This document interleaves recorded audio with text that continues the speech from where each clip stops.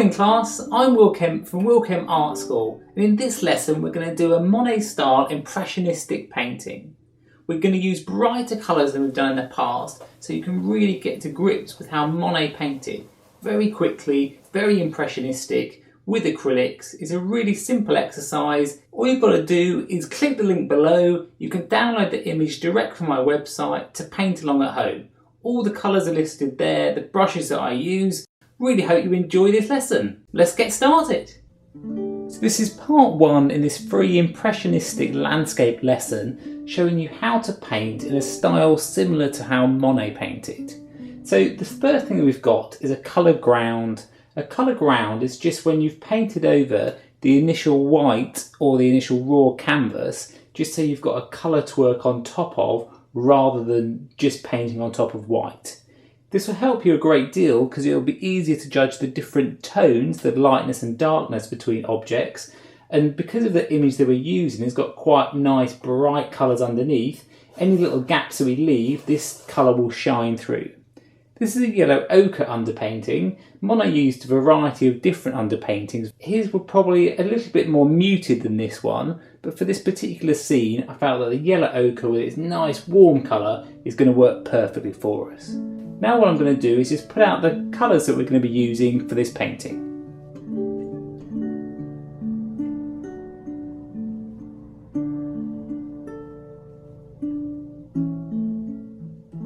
So what we've got here is a titanium white, which is like a modern equivalent to lead white, which is what Monet would have used.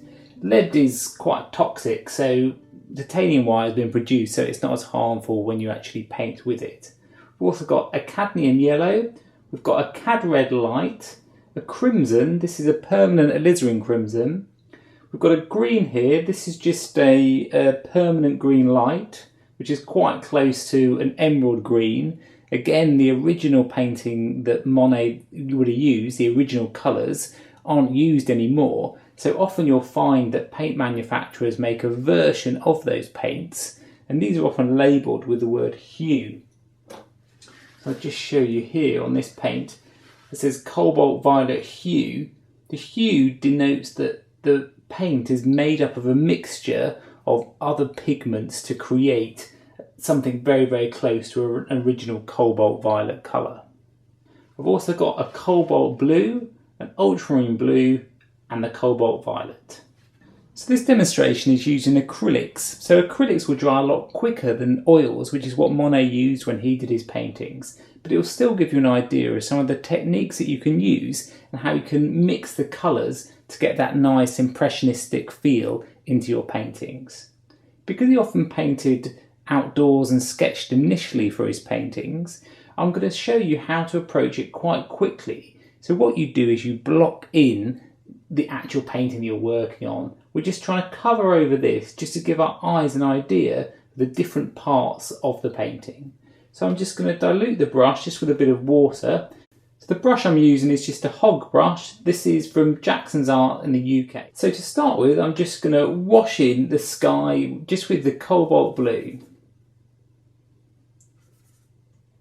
Notice how watery I'm using it, just to give us an idea of where to start with the painting.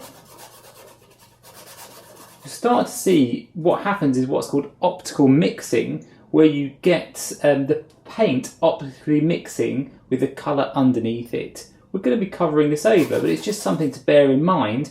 Often when you're working in thin layers to start with, just washing the paint in, kind of like a watercolour technique really, the colours won't be exactly as they will be when they're finished, and especially not when we add white to them. This is just to give you a feel for getting used to working with acrylics, just so to see how easily you can brush them in.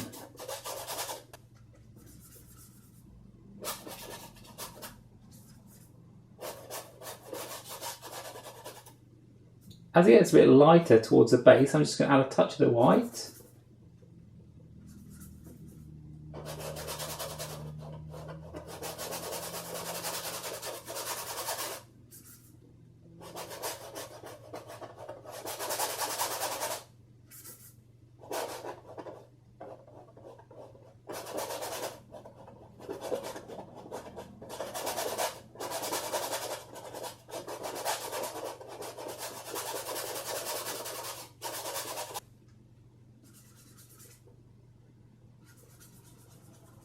And then the mountain here has got a very, very slight green tinge that goes towards this end. So we're just going to start with the cobalt blue to start with.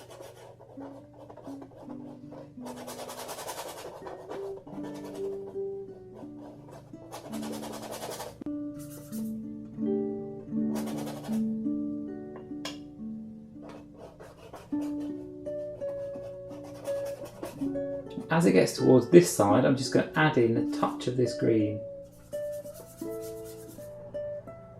As it goes towards this lovely kind of turquoisey colour.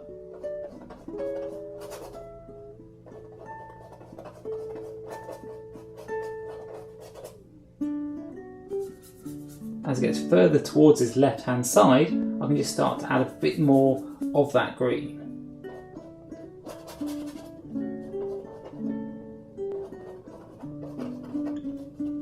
So you're not worried if it goes over the edges or if it looks a bit wrong to start with. This is just the first layer, the first time we're just kind of blocking in the painting just to get a feel for how everything's going to work together. What you'll find when you're painting is when you just mixed a fresh colour and you paint it on an area of your picture, what's very handy then to do is to scan the rest of the image just to see if there's any elements of that colour anywhere else in the picture. The image that we're working from, I can start to see all these little blocks of colour that are just all around the piece.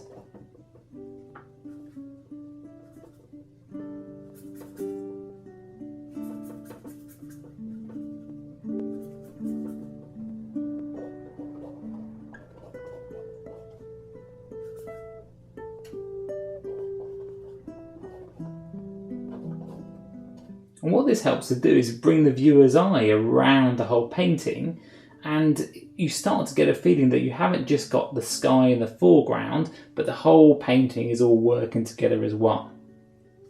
Now the other parts of green that we've got here, they're a lot brighter than this, they're a lot more yellow, so I'm just going to add a touch of the yellow to them.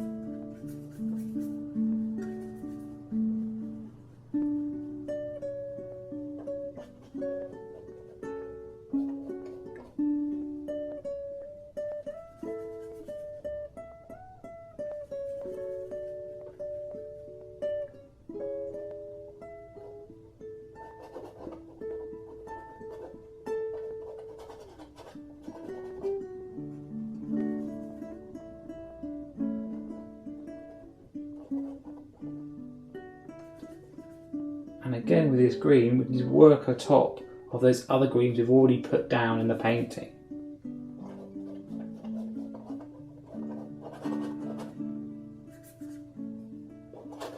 If you have trouble mixing greens, and they often can be a real issue when you're painting landscapes, if you have a look at my video, How to Mix Green, you'll start to see how the different blues and the different yellows that you mix with them can make a really big difference getting the right green that you're after. Wash in some of this cobalt violet, this is, just with some of the white.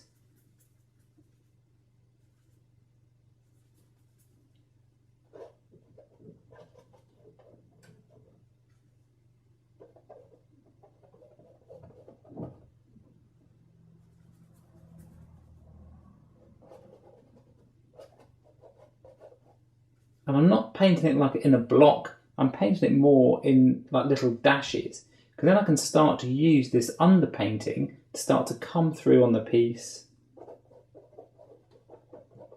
Because what we're doing is, in terms of impressionism, that's exactly what you're trying to get, an impression of what you're looking at. You're not worried about the details, you're just trying to get a general feel of it.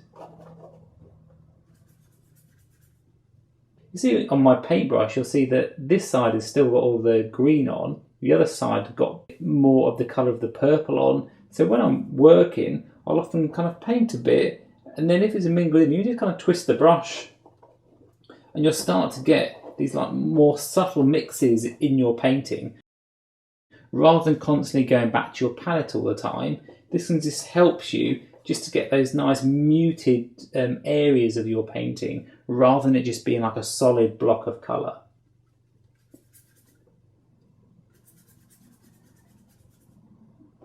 So you've got to use a bit more paint than if you've been using watercolours. You've definitely got to use more paint so that when it's actually pressed on there and painted on, you've still got enough to move that brush around, and you can go quite a far way with the paint that's already on the brush.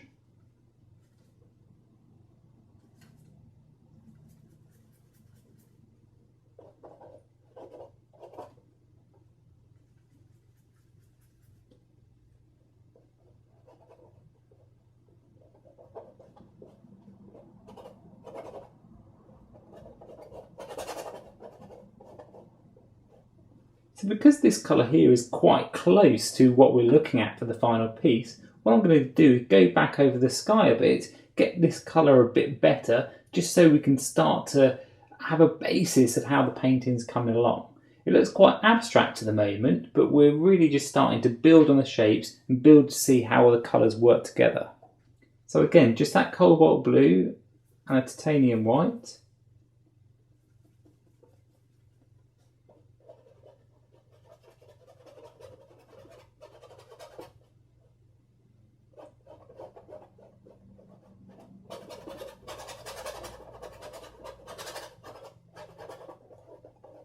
So again, if you want to twist that brush, get any of that colour into the sky, so it isn't just the one solid cobalt.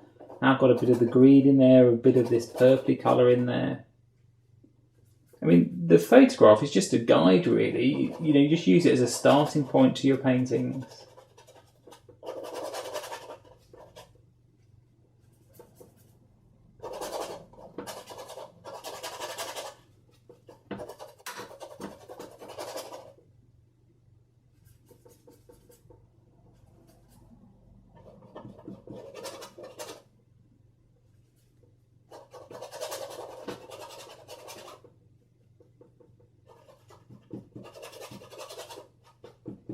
Watch out when you're doing landscapes. Something to really be aware of is the top left or the top right, essentially the corners in your piece.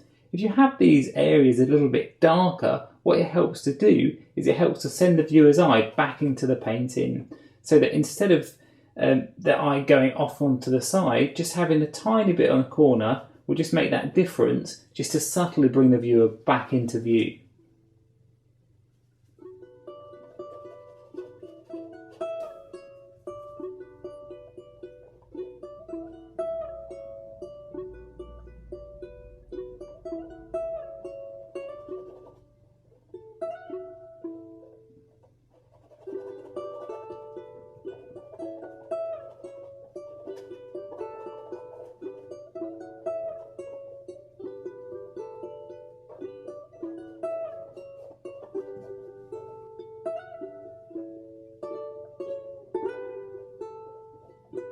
These areas of dark green, I'm just going to take the green and put a mix of the darker blue in. This is just the ultramarine blue. You see how it darkens it down nicely. And this is more very, very close to Viridian, which is what Monet would have used, which is a very dark blue-green.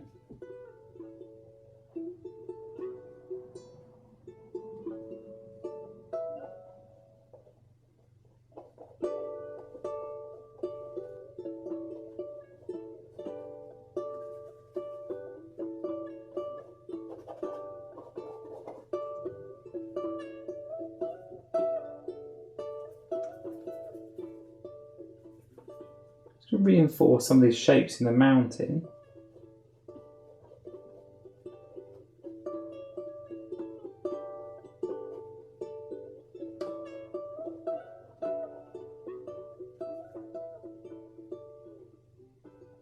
And again, try and move those colours around your painting.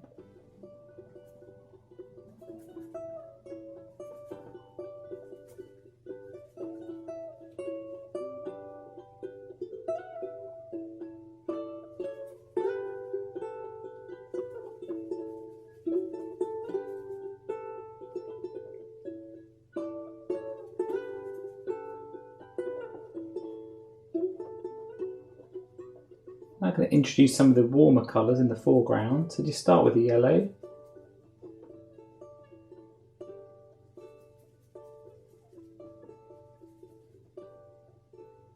Again, I'm going to keep this watery to start with, just to wash it in.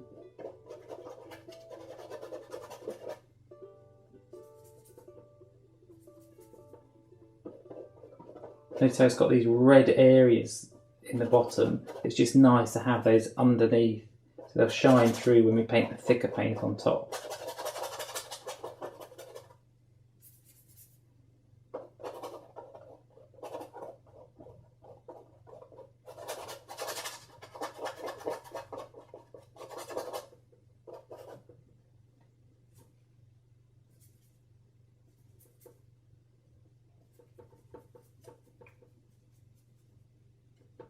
Adding that white is always going to pink out a colour. It's always going to go towards purpley or blue when you add white to any colour.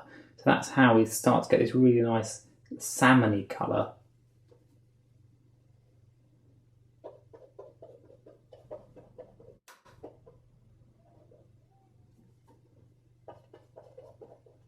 So here you can start to see how the underpainting is so helpful. Because the yellow ochre is very, very close in tone to these, I don't have to work very hard, and all of a sudden the piece starts to look like it's got loads of different colours all working together.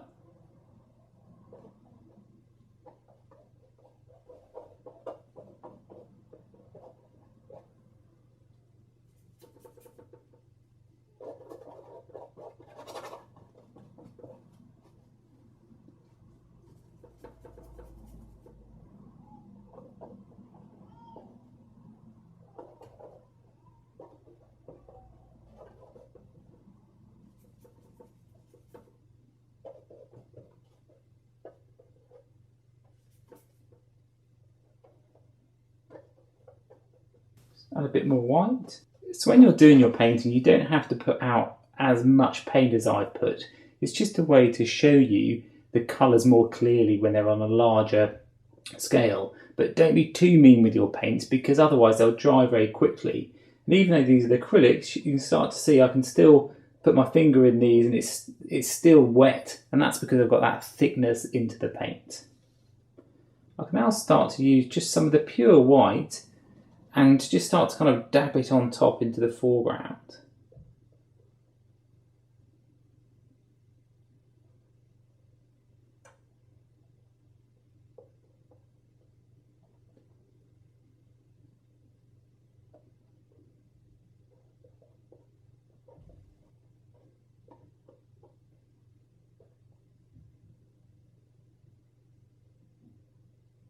Even though I've got quite a lot of white on the end of the brush, I'm just holding it away from it and just gently kind of dabbing it on. I'm not kind of pushing it in too hard.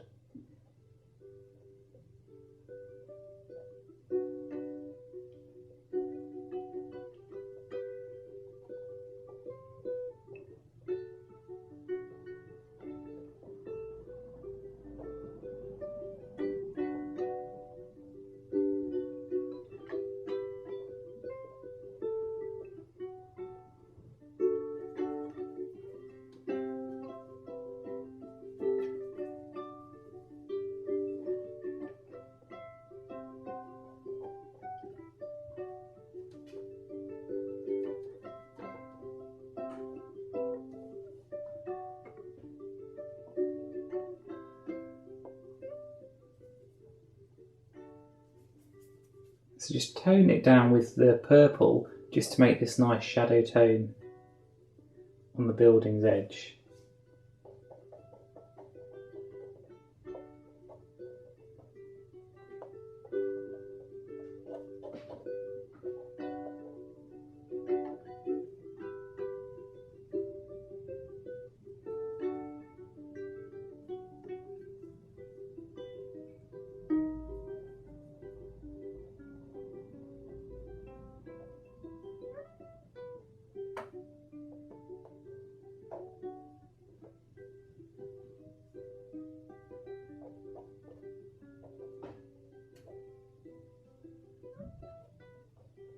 Just going to bring the green up to the edge of the building. Again, you can use the blues to knock them down a bit just to darken off that green.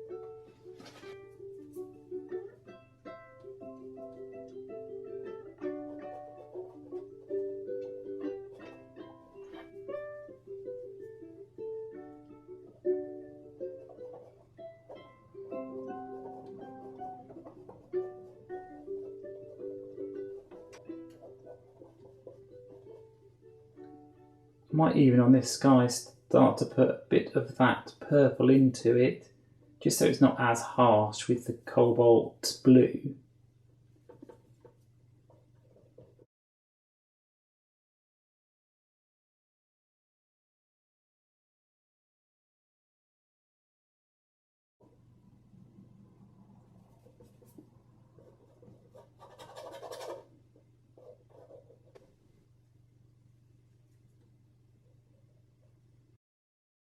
So we've now got a brilliant base for our painting. Tune in